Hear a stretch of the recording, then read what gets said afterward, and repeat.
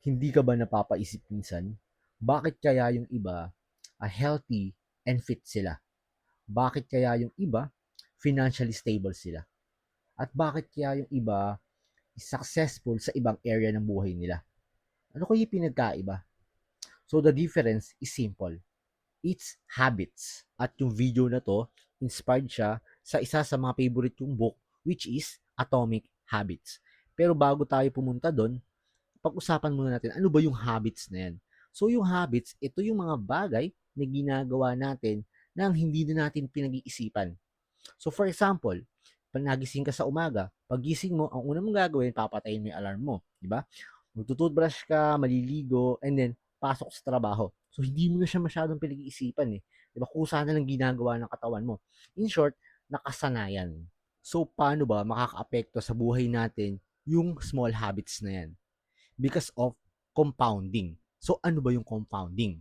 Compounding is the process where small actions repeated over time build on each other and grow exponentially. Halimbawa, magbasa ka ng 5 pages a day, sa isang buwan, 150 pages na siya. Sa isang taon, 5 books. Mag-ipon ka o mag-save ka ng 100 pesos a day. Sa isang buwan, 3,000 na siya. Sa isang taon, 36,000 na siya. Mag-gym ka, 'di ba? Sa una, wala kang makikitang result, 'di ba? 1 week, 2 weeks, kahit nga isang buwan, halos walang nagbabago eh. Pero pag tinuloy-tuloy mo siya, 2 months, 3 months, and then pag naka 6 months ka na, makikita mo yun, nagbabago na, may result na. So, ganun yung compounding. Hindi siya overnight. Pag paulit-ulit mo siyang ginagawa, dun mo palang makikita yung result. Same din siya ng effect sa mga bad habits mo. So kung sa free time mo, ang habits mo is mag-scroll lang sa cellphone mo, di ba? Kumain ng junk food, pag naiinip ka, magsugal, di ba? So isipin mo, over time, ano kaya yung magiging effect sa'yo ng long term? So ikaw na sumagot niyan. Sa Atomic Habits, sabi dyan ni James Clear, focus on who you want to become, not what you want to achieve. So, ibig sabihin, kailangan ikaw mismo yung magbago, yung identity mo. So, kung gusto mo pumayat, isipin mo ano ba yung ginagawa ng payat na tao or healthy na tao, di ba? So siguro, lagi siguro siya nag-exercise, di ba? Lagi siguro siyang kumakain ng healthy. So dapat yung mga decision mo sa buhay, sa araw-araw mo is aligned doon.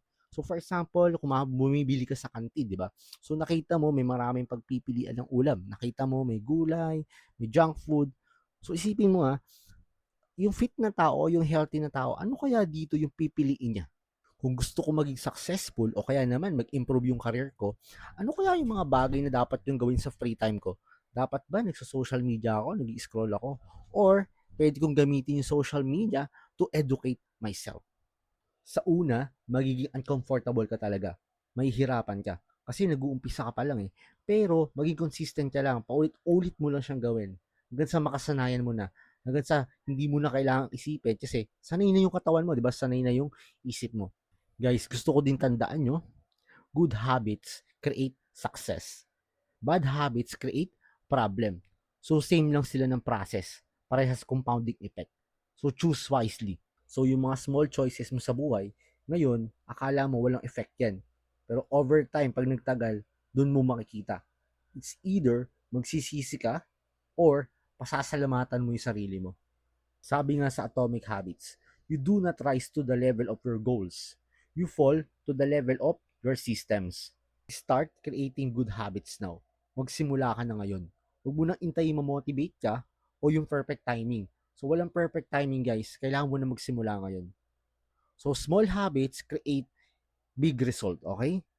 Hindi overnight, pero long term. So kung may napulot kang aral sa video na to, sa tingin mo may natutunan ka, pa-like naman ako guys and pa-share na lang din, 'di ba? Kasi baka makatulong din sa mga friends mo 'di ba? So yun lang guys, thank you sa panonood ng video. See you next time.